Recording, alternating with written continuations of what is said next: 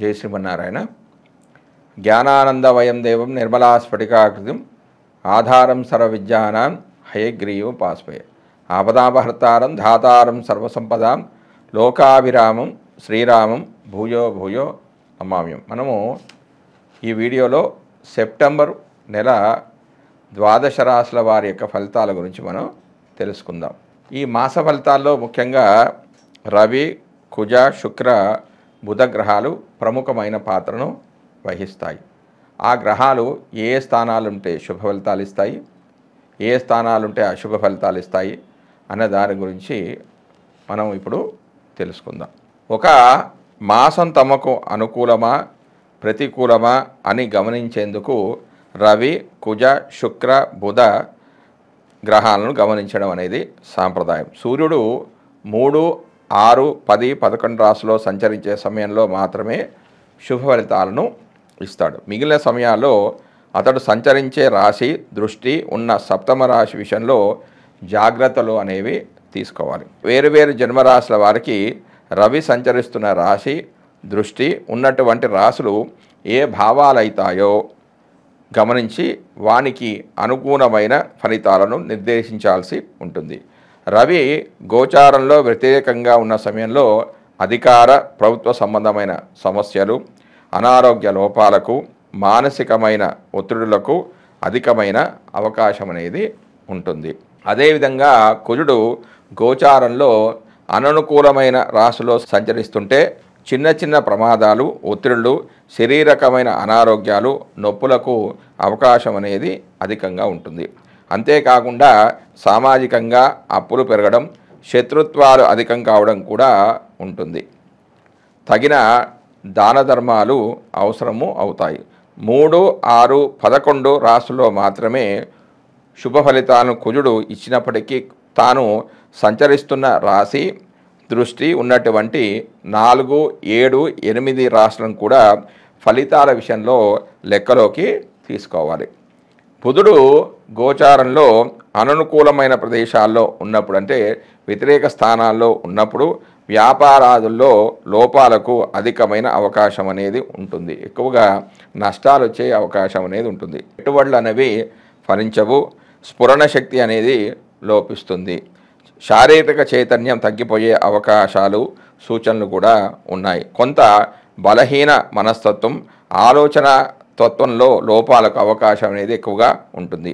రోగ నిరోధక శక్తి లోపించడం వల్ల కలిగే సమస్యలు పెరుగుతాయి. బుధుడు 2, 4, 6, 8, 10, 11 స్థానాల్లో శుభ ఫలితాలను ఇస్తాడు. తాను చూస్తున్న భావాలకు కూడా శుభాన్ని ఇస్తాడు.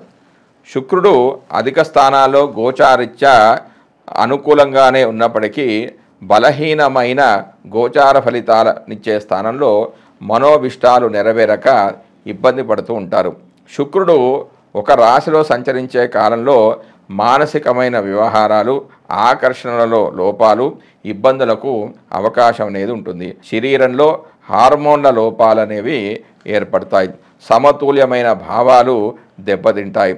శుక్రుని విషయంలో 6, 7, 10 రాశుల సంచారం మాత్రం చాలా లోపమైనది. 6వ స్థానం సంచారం అధికమైన లోపంగా పరిగణిస్తారు. భార్యాభర్తల మధ్యలో అభిప్రాయ భేదాలకు కూడా ఇటువంటి అంశాలు కారణమవుతాయి. మానసికమైన ఒత్తిడి తీవ్రంగా ఉంటుంది. 1 నెల రోజులు కొంత ఎక్కువ తక్కువలతో కూడుకున్న రోజుల్లో సంచరించే గ్రహాలు ఇవి. అందువల్ల వీటి ద్వారా కలిగే ఫలితాలు ఆ మాసాదులకు చెంది ఉంటాయి. అయితే శుభ సమయంలో కార్యక్రమం ప్రారంభించి పూర్తి చేయడానికి ఇటువంటి అనుకూల గ్రహ సంచారాల వల్ల ఫలితం అనేది అధికంగా ఉంటుంది. జై శ్రీమన్నారాయణ. జ్ఞానానందవయం దేవం నిర్మలా స్ఫటికాకృతం ఆధారం సర్వవిద్యానాం హయగ్రీవ ముపాస్మహే. మనము సెప్టెంబర్ నెలలో 12 రాశుల వారికి 9 గ్రహాలు ఇచ్చే ఫలితాలు ఏందో మనం తెలుసుకుంటున్నాం. అందులో భాగంగా ఈరోజు సింహరాశి వారి యొక్క మాస ఫలితాలు తెలుసుకుందాం. అందులో ముఖ్యంగా ఇప్పుడు రవి ఫలితాలు. రవి సింహరాశి వారికి సెప్టెంబర్ 1 నుంచి 16 వరకు జన్మరాశిలోను, అంటే అదే స్థానంలో సంచరిస్తున్నాడు. సెప్టెంబర్ 17 నుంచి 30 వరకు 2వ స్థానంలో సంచరిస్తున్నాడు. జన్మరాశిలో సంచారం అనేది చెడు ఫలితాలను ఇస్తుంది. అవి అనారోగ్యం, అలసట, సంపదలు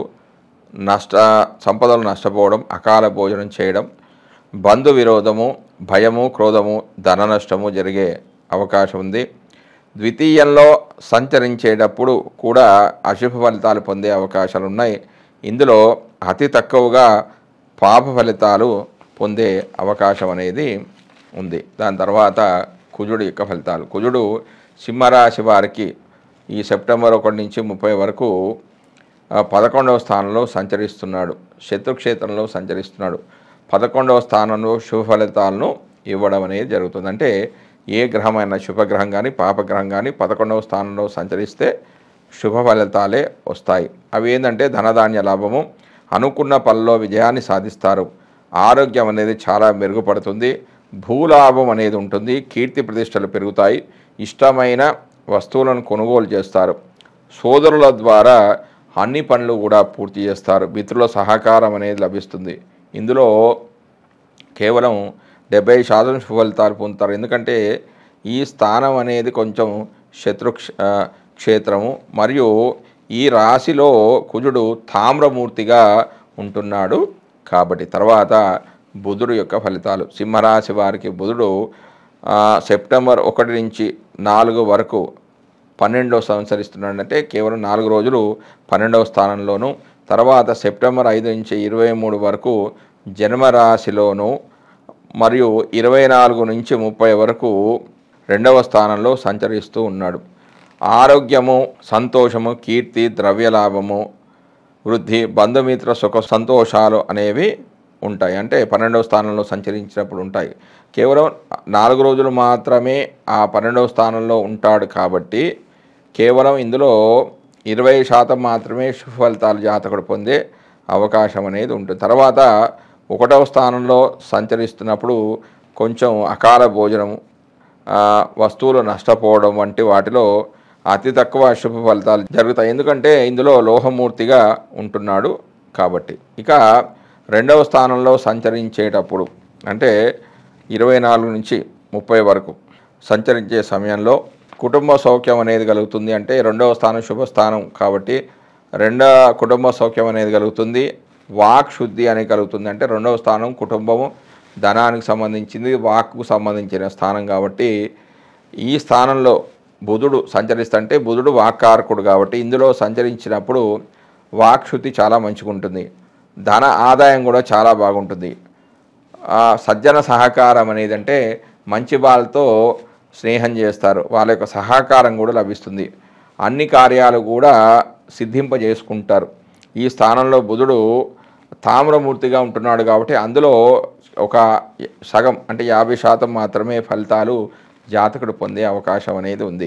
తర్వాత గురుడు సింహరాశి వారికి ఈ నెల మొత్తం కూడా 10వ స్థానంలో సంచరించడం వల్ల సంతాన వృద్ధి, ఉద్యోగ వృద్ధి, కీర్తి ఉంటాయి, అన్ని పనులు కూడా పూర్తి చేస్తారు, అన్ని సుఖాలు సౌకర్యాలు కలిసి వస్తాయి, శక్తి సరైన నిర్ణయాలు తీసుకోవడం అనేది జరుగుతుంది, కీర్తి ప్రతిష్టలు గౌరవ మర్యాదలకు కొరత అనేది ఉండదు, కొన్ని పనులు కష్టసాధ్యంగా నెరవేరుతాయి, చిన్న చిన్న విషయాలపై కూడా కొంచెం ఇతరుల కోపానికి గురవుతుంటారు. ఈ రాశి వారికి 100% శుభ ఫలితాలు పొందడం అనేది జరుగుతుంది. ఎందుకంటే ఈ స్థానంలో గురుడు సువర్ణమూర్తిగా ఉంటున్నాడు కాబట్టి. తర్వాత శుక్రుడు యొక్క ఫలితాలు. శుక్రుడు సింహరాశి వారికి సెప్టెంబర్ 1 నుంచి 18 వరకు 2వ స్థానంలోను, తర్వాత సెప్టెంబర్ 19 నుంచి 30 వరకు 3వ స్థానంలోనూ సంచరిస్తూ ఉన్నాడు.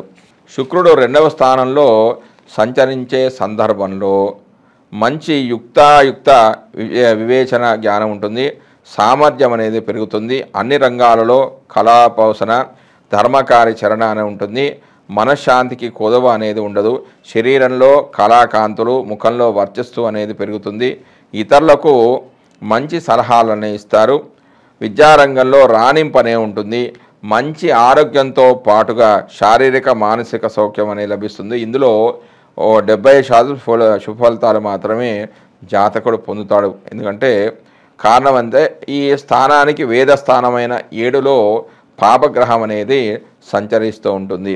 ఈ స్థానంలో శుక్రుడు ఇంకా రజతమూర్తిగా ఉంటున్నాడు కాబట్టి. ఇక మూడో స్థానంలో సంచరిస్తున్నప్పుడు వివిధ రకాలైన వస్త్రాభరణ ప్రాప్తి అని కలుగుతుంది. ఆప్తులకు కొంచెం దూరంగా సంచరించవలసి ఉంటుంది. అనుకున్నవి సాధిస్తారు. నూతన ఉత్సాహంతో అన్నిట విజయాలను సాధిస్తారు.